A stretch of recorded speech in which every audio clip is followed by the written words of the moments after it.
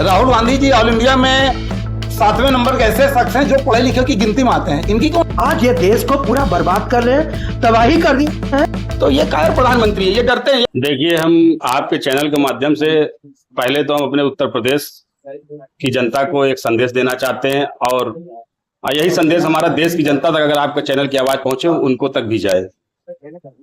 हम पत्रकार साथी ये कहेंगे कि ये मोदी सरकार जो है विफल है, पूरी तरीके से विफल है।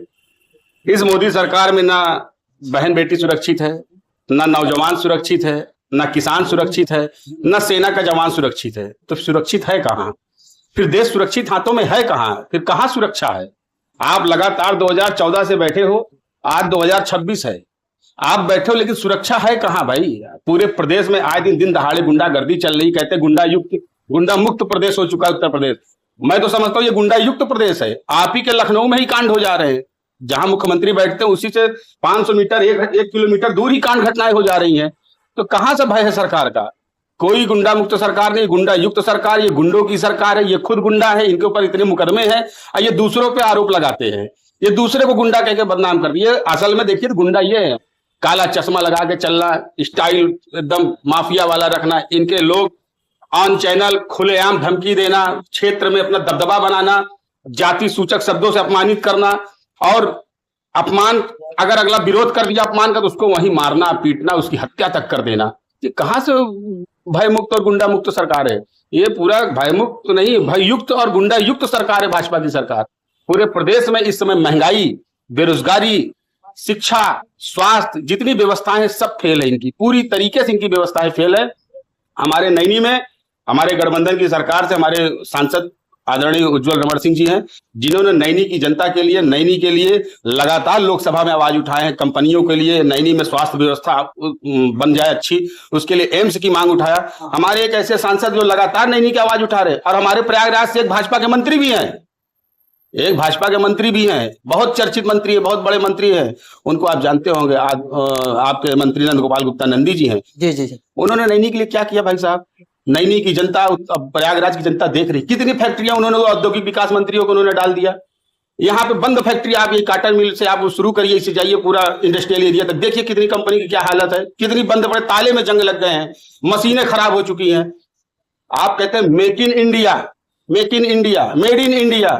भाई आप तो चाइना से माल ले रहे हो, अमेरिका से ट्रेड डील साइन कर रहे हो, तो आप मेकिंग कर क्या रहे हो? आप क्या कर रहे हो? आप वहां से खरीद के ला रहे हो और अपना स्टिकर चिपका रहे हो। अगर स्टिकर हटाते हैं तो दिखता है made in China. Modi ji के आगे झुकते क्यों हैं? देखिए, मोदी जी एक डरपोक प्रधानमंत्री है। इनका ये कायरानापन पूरे भारत की जनता को शर्मसार करता है। विश्व स्तर पे हमारे भारत की जनता शर्मसार हो रही है और ये कायर प्रधानमंत्री है।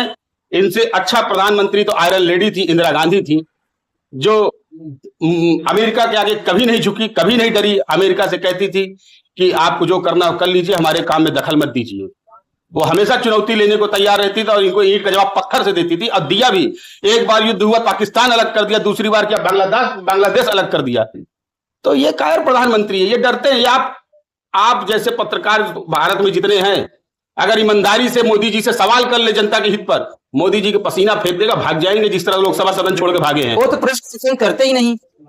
उनके प्रेस कॉन्फ्रेंस जो होते हैं, उनके प्रेस कॉन्फ्रेंस जो होते हैं, पत्रकार साथी आप देखे होंगे, पूछा जाता है मोदी जी आप आम कैसे खाते हैं, चूस के खाते हैं कि काट के खाते हैं। उनके जो पत्रकार जो उनसे प्रेस कॉन्फ्रेंस करने आते हैं, वो उनसे उनके मन का सवाल पूछते हैं कि मोदी जी आप किस पर जवाब दे पाए, क्योंकि आपके पास कोई जवाब है नहीं। तो वो वही जब सवाल पूछते जो मोदी जी आपके अंदर इतनी इम्यूनिटी कैसे है, आप इतना काम कैसे कर लेते हैं? काम तो दिखाओ भाई जमीन पर। अगर आज काम होता तो आज अमेरिका के आगे आप झुकते। आज सोना का स्तर क्या हो गया है, भारत की अर्थव्यवस्था की व्यवस्था क्या हो चुकी है, जीडीपी कितनी गिर गई है, गरीब आदमी अपनी बेटी की शादी नहीं कर सकता है। पत्रकार साथी, आपके भी घर में बहन बेटी होगी, अगर आप भी शादी करने जाओगे तो निश्चित सोनार की दुकान पे जाओगे, और जब सोनार की दुकान पे जाओगे, सोना का रेट देखोगे तो आपकी जेब भी गड़बड़ा जाएगी कि आप शादी कैसे करोगे। तो गरीबों की सरकार ये है ही नहीं। पहले डाकू हुआ करते थे, पहले के डाकू लूटते थे और गरीबों में बांटते थे। ये 2014 से एक ऐसा डाकू आया है हमारे देश में जो गरीबों का लूट रहा है, अमीर मित्रों में बांट रहा है। अडानी अंबानी, क्या देश अडानी अंबानी चलाएंगे? देश अडानी अंबानी का हो गया है। उन्होंने लेके आया था यहाँ पे कांग्रेस ने जितना बनाया था, जो भी हमारे कांग्रेस की सरकार थी, कांग्रेस ने जितना बनाया था भाई, नेतृत्व किया था उस समय देश का, जितनी चीजें उन्होंने बनाया तो उतना तो इन्होंने बेच दिया, सब बेच दिया, सब बिगाड़ दिया। बचा क्या है देश के पास? देश की व्यवस्था बहुत खराब हो चुकी है। अब मोदी कायर प्रधानमंत्री, पत्रकार साथी आपके चैनल से मैं बताना चाहता हूं, मोदी जी एक कायर प्रधानमंत्री है और साबित है। अभी हाल ही में मोदी जी ने कांग्रेसियों को नंगे शब्दों से बोला था, उस पर आप क्या कहेंगे?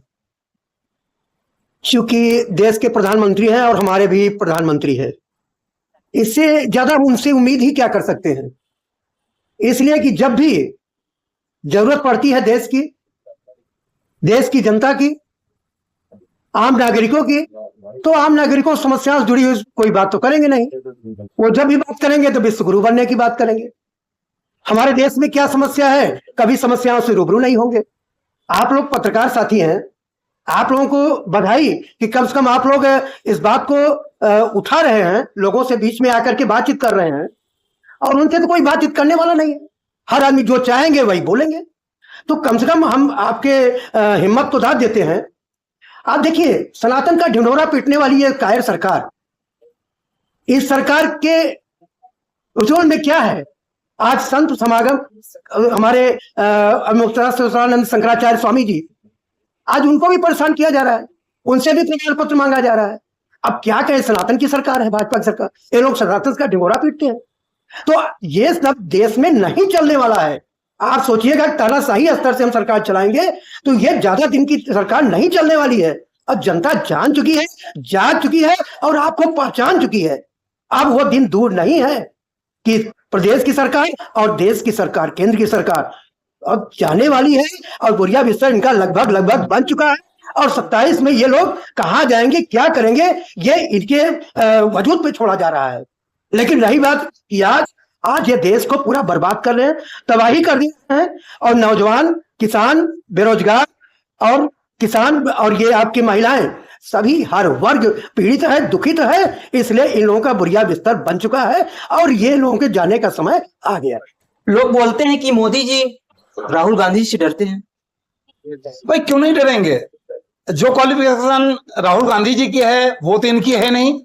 राहुल गांधी जी ऑल इंडिया में 7वें नंबर के ऐसे शख्स हैं जो पढ़े लिखे की गिनती में आते हैं। इनकी कौन सी क्वालिफिकेशन का मापदंड है जो ये दर्शाएंगे? ये बात करें।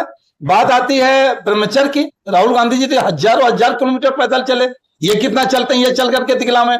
हाँ, ये गाड़ी में बैठे रहेंगे और अपने लोगों से पुष्प वर्षा करवाएंगे, फर्जी वीडियो या गोदी मीडिया के माध्यम से अपने को प्रचारित करेंगे। मैं तो आपको बता ही दूंगा, आपके जो ये मनोज फेस्टिवल चैनल आप बनाए हैं, आप इस उम्र में है और इस तरह का उनका चैलेंज स्वीकार कर रहे हैं, बहुत बड़ी बात है। बधाई है हमारी तरफ से भी, हमारे पूरे कांग्रेस पार्टी और गठबंधन की तरफ से कि आप बेदाग होकर के इस तरह का सवाल हम सबसे भी पूछ रहे हैं और प्रचारित कर रहे हैं। आपके तो लाखों लाख फॉलोअर हैं जो मुझे जानकारी हुई है। आपको क्या लगता है इस बार 27 में गठबंधन की सरकार बनेगी? बेशक बनेगी।